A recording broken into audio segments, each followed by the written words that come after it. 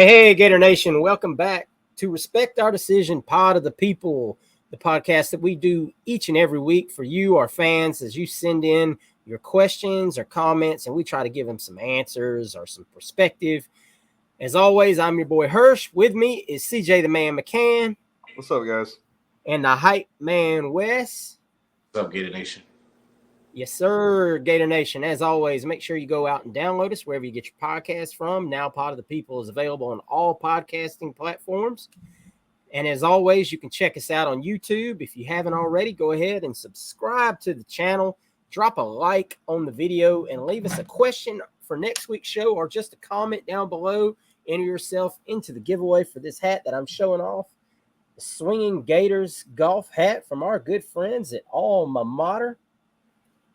All you got to do is those three things, guys. Make sure you subscribe to the channel, drop a like on the video, leave us a question or a comment down below. You will automatically be entered into the giveaway for the month of August. And with no further ado, guys, we're going to get right into it. Wes, what is our first question of the week? All right, this is from our boy Ryan Gurin. Appreciate you, Ryan, for always asking good questions. He has a two-parter. This is kind of probably going to be easy for you, CJ. I asked her the second part of his question.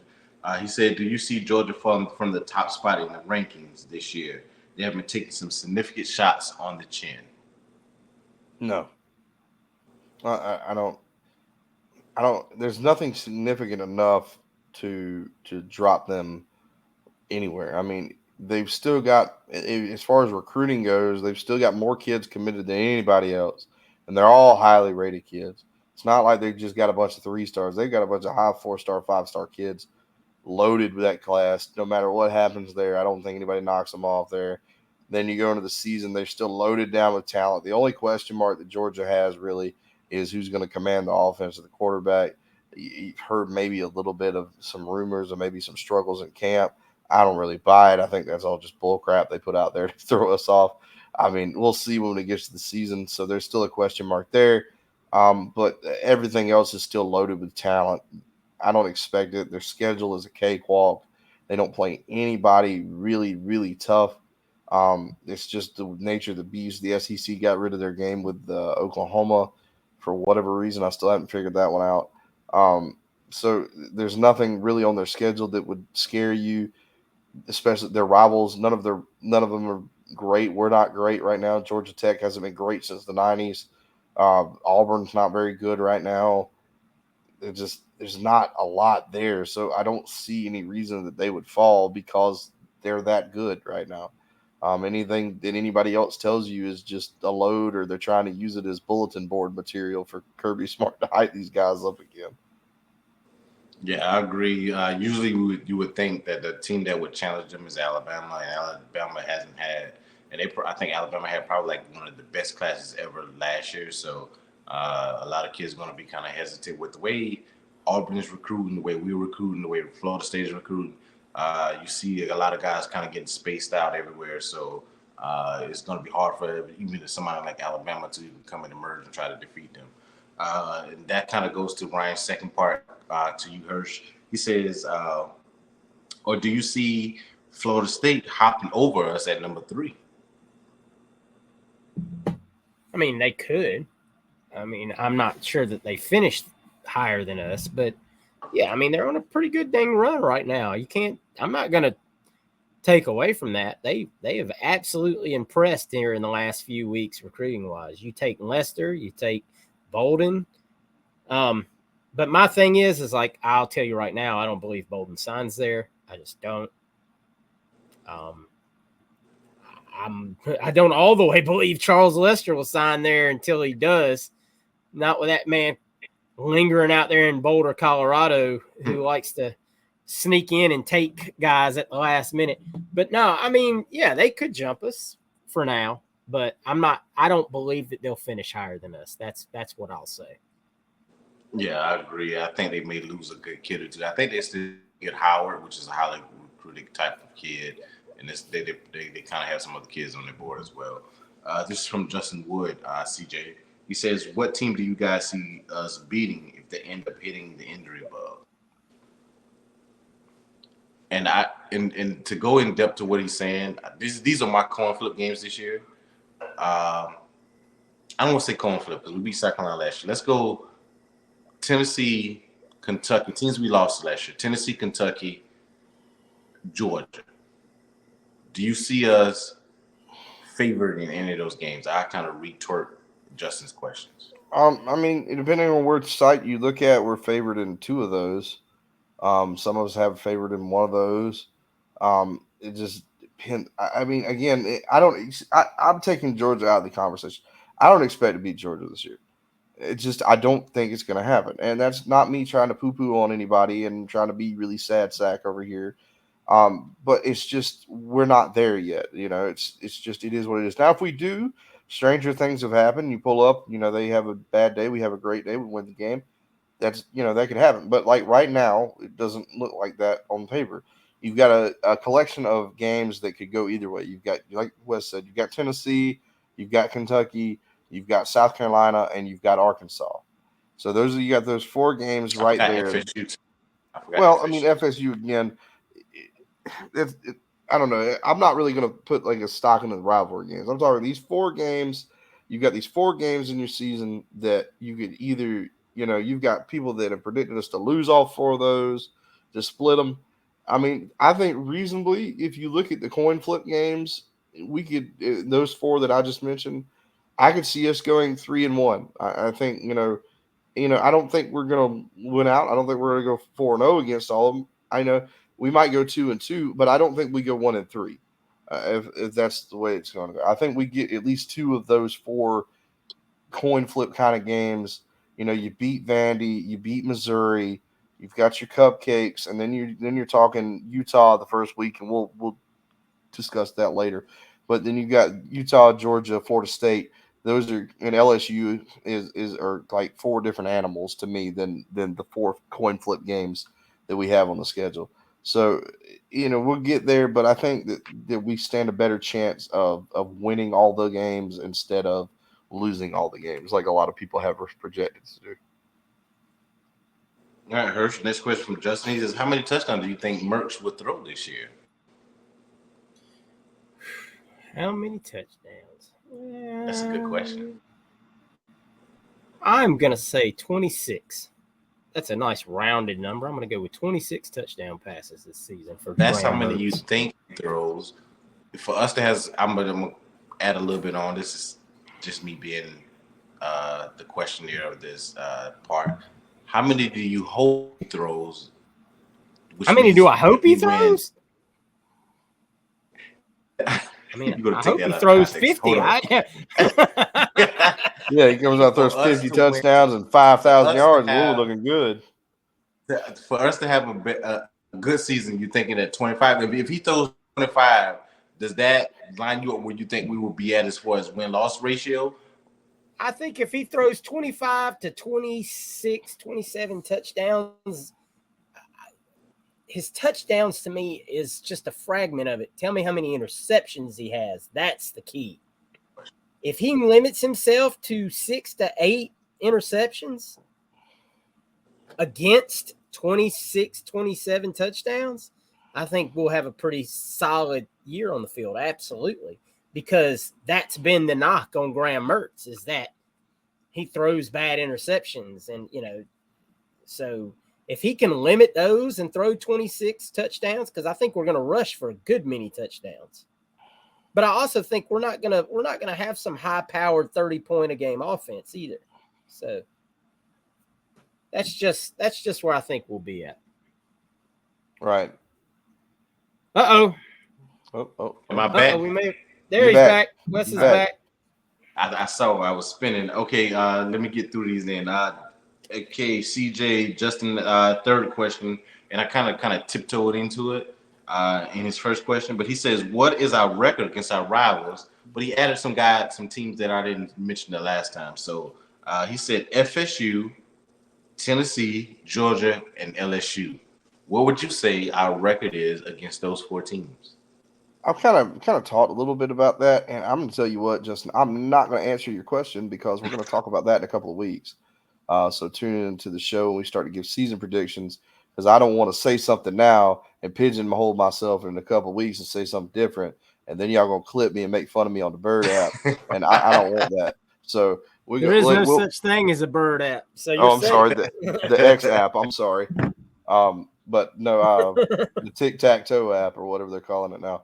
Don't worry, Justin. I have them at 4-0 by the time we get there. Hirsch, the last question from Justin, and this is our last question, period, from Facebook. He says, what's your favorite place to watch the Gators besides the house, which you live at, or the swamp? Like what bar, etc., would you go to, or what place would you go to watch the game at? Justin, I live in Georgia. There is no good place to go watch the game out where I live. I'm just going to keep it buck with you, brother. If I lived in Atlanta, there's some places up there you could go to like I used to. There were some good places up in Atlanta. You used to be able to hang out and find Gator fans. I live in South Georgia. Hey, there ain't many good bars. There's a Bible few places. Belt, baby. Yeah, no doubt. There's a good Locos over in Statesboro you can go watch the game at. I mean, Loco, that's Statesboro. So the majority of everybody there are Georgia Southern fans, which kind of is, ironically enough, kind of tough too. But thanks much, champ. But, it's a good little place to go watch a game, but I'd rather be sitting at home. I'm going to be very honest with you. In the state of Georgia, I'd rather sit at home and be able to cheer my Gators as loud as I want and not have to worry about gang violence. And by gang violence, I mean a bunch of damn barking people getting in my face about it. Yeah, I'm about to say that I don't want to go out in public when I watch the Florida game. You don't want to see me.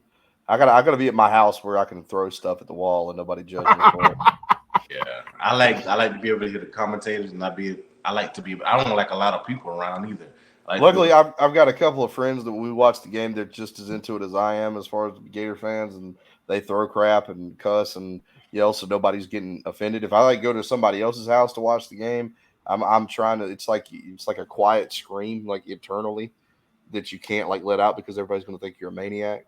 So definitely not going to a public place to watch the Gators. Yeah, I'll watch a big game somewhere else when it's my team playing. I like to be where I can focus and I can hear everything and I can see everything, so I know what's going on. I don't like to be when my team is playing at a different spot. I like to be mostly at home.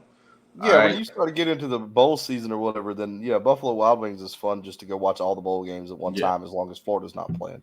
But I'm too emotionally invested. That's it for me, Hirsch. That's all I have. All right, guys. Well, we got some questions on the old YouTube comments this week. Guys, thanks so much for actually asking questions in the comments of the video. Make sure you do it again this week. We talked about that. Let me read some of y'all's questions off here. I'll start this one with CJ because I know Wes is not going to give me the answer he's going to give me the more biased answer. What year do you see us making the college playoffs? Year 4. So 25. Again, I think 25 is the year. I think if we don't do it by then I'm really getting worried. Next year, you're looking at changing. You possibly, your DJ playing. If DJ comes in and he plays next year, then we could do it. And technically, we could do it next year, but you've got a lot of influx of talent. This is our class. And a hard-ass schedule. Hard-ass schedule. That schedule sucks next year, thanks to our wonderful AD. But you've got a really tough schedule. Just wait till 25 before I start making those kind of expectations. We've got to get the talent in here. We're gonna have some talented kids, but they're all going to be young. They're all going to be freshmen and sophomores. So you need to start getting them aged up. And as bad as people don't want to hear that, well, other teams competed. Well, we're not other teams. But 2025 is the year that I see us really putting it together. And hopefully the vision is for 2025 to be the fast track. So now it's going to set the standard. We're going to do this. We're fixed all the way. This is the completed project. We're going to expect this every year, and that's the goal. So as bad as people don't want to hear that right now, 2025 is probably what I would expect. All right, guys, we got a question here from Lucas the Gator Man. Lucas, thank you for your questions as always. Wes, I'm going to start with you. I'm going to get an answer from each one of y'all. His question is, which freshman are you looking forward to the most? Wes, which one is yours? Just one. Eugene Wilson. Bastard took my answer. I'm CJ? just gonna go with my boy Jaden Robinson. I'm excited to watch him play. I love Jaden Very Robinson. excited for Jaden Robinson. I'm a fan of Jaden Robinson. I think I'm like, if he has a million fans, I'm one. If he has one fan, I'm the one. If he has no fans, I have died and passed away. I'm going to go with Kelby Collins just because we've heard so much hype about Kelby Collins.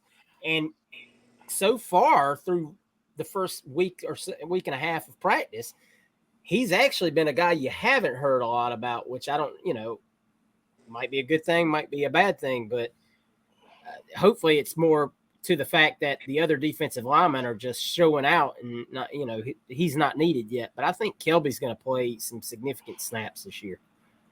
All right. Brandon Connell, after Ricky, which wide receiver do you think has the most yards? CJ. Caleb Douglas. I would have said that a couple weeks ago, but I think now it's starting to get a little more clear that they really like Caleb Douglas, and he's got more experience than the other guys in the offense. I wouldn't be shocked if Andy Jean had the second most. I wouldn't be shocked if Trey Wilson had the second most. But right now, for my money, it's probably going to be Caleb Douglas. Steve Beckerman asked, Wes, this is for you. Do you think Max Brown or DJ Lagway will be our top quarterbacks? No, do you think Max Brown and DJ Lagway will be our top quarterbacks in 2024? I was kind of hoping that I could have answered this question on the main podcast or talk about this or whatever. I'll keep it short, but to the point. I'm hoping that Mertz has a Joe Burrow-esque, and I'm not comparing the two, saying I hope he has a good season where we're a good team and we show progress on the field as far as offense and defense, where, like to Herschel's point, if he throws 25, 26 touchdowns, 7, 8 interceptions, where he may be a 4th or 5th round pick, but he comes back anyway. Because I don't want Lagway to go through that schedule next year. We just talked about that. I'm hoping that he can build himself with like, I can play in the NFL. I may be a 4th or 5th round pick, but you know what? I'm gonna come back. And not to say if he comes back next year, he's gonna do what Trask or Joe Burrow did in their second year running the team. But to me, I just don't want DJ to go through that gauntlet of a schedule we have to go next year. I will feel better with a 5th-year starter in Mertz coming back, playing that schedule himself, being a second year in the offense, where we may be 10-2 next year, 9-3, 8-4, but still study showing progress, and for Mertz to be able to teach DJ how to be a pro, even though we're talking about it's not NFL and it's college, but how to be a professional, how to come in, be the first guy in, the last guy to lead. I would want that type of leader, a guy that's played 5 years, have all the abundance of experience that Mertz would have, and be able to teach DJ. So I will hope that Mertz comes back next year. It's not DJ or Max Brown. Yeah, a lot of people don't think about that. They think there's no way that Graham's going to be here next year. Either he's good enough he goes pro, or he's bad enough that we just move on from him or something like that. And I mean, there's a great Caleb Williams, Derek May. You got May coming out. I mean, even if Mertz has some Burrow-esque year, he's not going to shoot past the top crop quarterbacks. Now, if he had a year like that, he's throwing 40-plus touchdowns, which he's not going to have, guys. It's just not going to happen. Yeah, he'd go pro. Absolutely. But if he has an improving year where he's 26-8 and he's thrown for 2,800 to 3,000 yards and he looks very competent, that's a building block for him to come back for another year and really improve his stock to be a top-flight quarterback going into the following season. So I for one, agree with Wes completely. I hope Mertz is back, and he's back for the right reasons, and that gives DJ someone to learn under. Exactly. All right, CJ, this is from Don Johnson, Big Daddy. Don Johnson. Yeah. Love the content. Go Gators. Which side of the ball do you think will have the biggest improvement this year, and which unit out of that side will have the biggest impact? The defense is going to have the biggest improvement because they kind of at the bottom floor. They've got the most to grow. Is best. I mean, the offense could, the short of the offense being amazing, they averaged 30 points last year. So the offense can only grow. I don't expect them to do that this year. The defense is the point where it's like they ain't nowhere to go but up, compared to what we've seen. And the defensive line is going to be the reason we have the most impact, because secondary is pretty young. The linebackers are going to do their thing for sure, but the defensive line is where the heartbeat is. You got to win the games of the trenches. You can't just let people come out here and run all over you. You can't just let quarterbacks stand around in the pocket. We got beat a lot of times. We made quarterbacks that were average at best look like Heisman Trophy winners. We made a guy from Texas A&M that I don't think he could, bend over and lace his shoes properly. We made him look like he was going to be the first pick in the draft. You gotta stop that. So with the defensive line being able to get pressure on guys, they're much improved this year. Being able to fill gaps, make the back end guys' job easier because they're not just giving the quarterback all day. That's going to be the main reason the impact of what we'll see with the defense grows, because of the defensive line being able to wreak havoc. All right, boys. Thank you as always for the questions. We appreciate it, guys. That we love the interactions. Thank you for valuing our opinion and what we have to say in these matters. Keep them coming. Like I said, drop your comments below, guys. Keep it going. Time for the community question of the week, guys. This week's community question, we didn't ask about any highlight films or anything like that. Some people were tired of hearing about the highlight films. This week's community question is, what was the funniest quote from a coach? And boy, I know Coach Spurrier got a lot of love this week, man. Lots of answers about Coach Spurrier. But we're going to start with Johnny Rockets and Jed Keel both had the same one, and that was from Coach Muschamp after the Tennessee game, saying all these people out here are upset. I love it. A lot of people said when Coach Spurrier called FSU Free Shoes U. Where was some of the other ones here? Gator Jen wrote us in a few of them. A few of Coach Spurrier's great. Jen, of course, was Florida Victorious, formerly Gator Collective. Some of Steve's best. When quoting about 20 books burned in a fire at the Auburn Library, Steve Spurrier said the real tragedy was that 15 hadn't been colored in yet.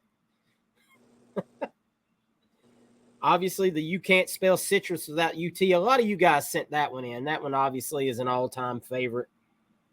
And, of course, the other one was, you know what FSU stands for, Free Shoes University. Richard Denise sent in, I'm a Man, I'm 40. By Mr. Gundy. That's mine, Richard. That's always mine. I think that was hilarious, especially after I turned 40.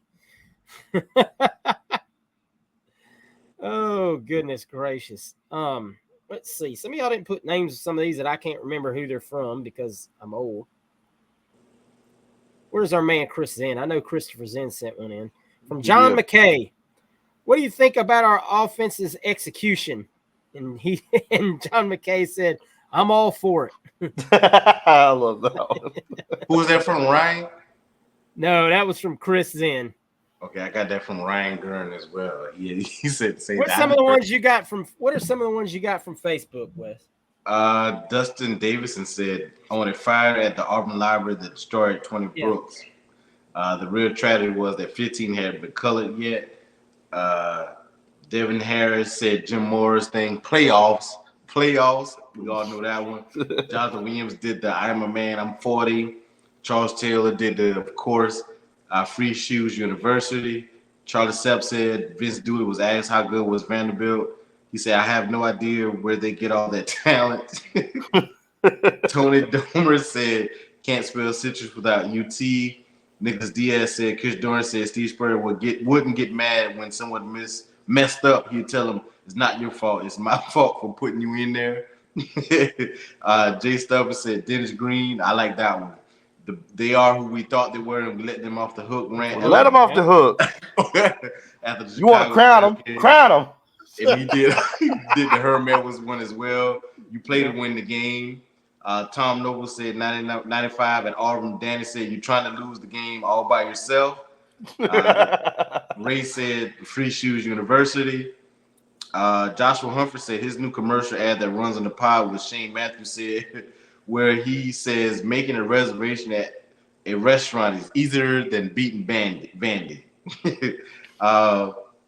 Jerry White said when asked about Peyton Manning returning his senior year, Spurs said, I guess he likes the Citrus Bowl. He said a close second was Harbaugh and Ryan Day. Some people wake up on third and they think that they hit a triple. Tony Dormer said when the families of Steve Spurrier and Bob Stoops had a bye week before they played Tennessee, Stoops says you think Tennessee is an ocean. John Frederick said Bum Phillips on Don Shula. He can take his and beat your and take yours and beat his, something like that. Justin Wood said gotta be a lot of Spurs, so I'm going to add to it. Hopefully I can say this, but it was hilarious when Spurs said Bobby Bottom was playing the piano in the whorehouse. Billy Andrews said Spurs said, what do you think your chances are against Georgia this year? And head ball coach said, is Ray Goff still coaching up there? Oh my goodness. CJ, what's your favorite? My favorite is there's a bevy of them from Mr. Bob Green from Montana Tech. If you never seen Bob Green and his quotes about the different things, he's like, we got after it. He said we were like a hobo on a ham sandwich, or he said we were like a woodpecker in a petrified forest. Just keep hitting your head against something and look busy. My favorite one though was the one where he says, yeah, well, our team looked like the second chair kid that played French horn in the high school band. We got to play better. So, yeah, but there was like a bevy of them from Bob Green. And he's hilarious if you've never seen him. And I'll tell you one, and this might be getting a little dirty, but this was funny to me. We had a coach that was a color commentator for the high school team here, and he was on the radio. This is his first season doing the radio. And there was a play there where the guy where they had like a big run. The other team had a big run against us for a touchdown right up the middle. And then the guy that was doing play-by-play asked him, he said, well, what did you think about the penetration they're getting there? And the man says on the radio live, the coach who remained nameless says, penetration my ass. And and the last thing you want to say on the radio is something about your ass and penetration. So, but that's probably the funniest one. Good God. Wes, what's yours? A lot of people hit the ones I like, especially from the I'm 40, Dennis Green one, all that stuff. Just press conference in general. I like what Will Muschamp said when he came down here in South Carolina, not at Florida, when he was telling the South Carolina fans trying to get them to buy in. He said, do you see my wife? I can recruit.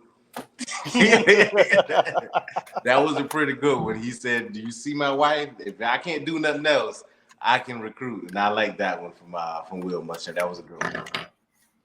My favorite, outside of obviously the Spurrier quotes, is an Irk Russell quote. My granddaddy and Irk Russell were really good friends.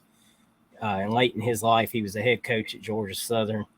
My granddaddy ran boosters the last 2 years Irk was at Southern. I got a national championship ring that was my grandfather's from Irk's last Eagles there that I've got it as a keepsake. And Irk was a funny man. I got to get to know Irk while he would come over to my granddaddy's house and eat dinner, and they would tell jokes all night. That man was as funny as they come. He had a quote when he was at Georgia Southern. You know, they had won 4 national championships under Irk, and they asked him about cheating, and he said, we don't cheat at Georgia Southern. That costs money, and we don't have any. And if you know anything about Georgia Southern and Statesboro, Georgia, it's not the most wealthy of areas, and probably unless they're wealthy booster core. So funny man, a lot of good quotes out there. Coaches can be funny guys. Not so many of those nowadays, unfortunately. No. It's kind of lost its luster. Now it's just all coaches accusing the other of cheating and, coach speak. We are dressing up like Darth Vader. I think Lane can say some funny Lane is funny, and of course we lost the pirate, the greatest that we had going now. God bless his soul. Oh man, Mike Leach had a few. I'm surprised we didn't actually have more of those. Yeah, the Mike Leach one, the best one was his players. He says, they were more worried about what their fat little girlfriends thought of them. That man had no filters. I loved him. He was great. College football took an absolute hit when they lost Mike Leach. No doubt about it. He would probably have some really colorful things to say about all this expansion and stuff going on now in NIL. It would be very interesting to hear his thoughts. All right, guys. Well, that's going to do it for this week's episode of Pod of the People. We appreciate you as always for all your interactions and your answers and the questions you send in. Make sure you get on it again next week. Be on the lookout on our social media channels for those questionnaires that come. We put them on our Facebook group. We have a very large Facebook group. Make sure if you haven't already and you do the Facebook thing, you search us there, respect our decision, you join our group and get into our chat that we have, or just check us out on the X app or whatever it is this week at Respect Our DCN. We post stuff there as well each and every week. We appreciate each and every one of you. Make sure you subscribe to the channel, drop a like, and leave a comment down below to be entered into the giveaway for the month. And until then, guys, we'll see you next week. Go Gators. Go Gators. Go Gators.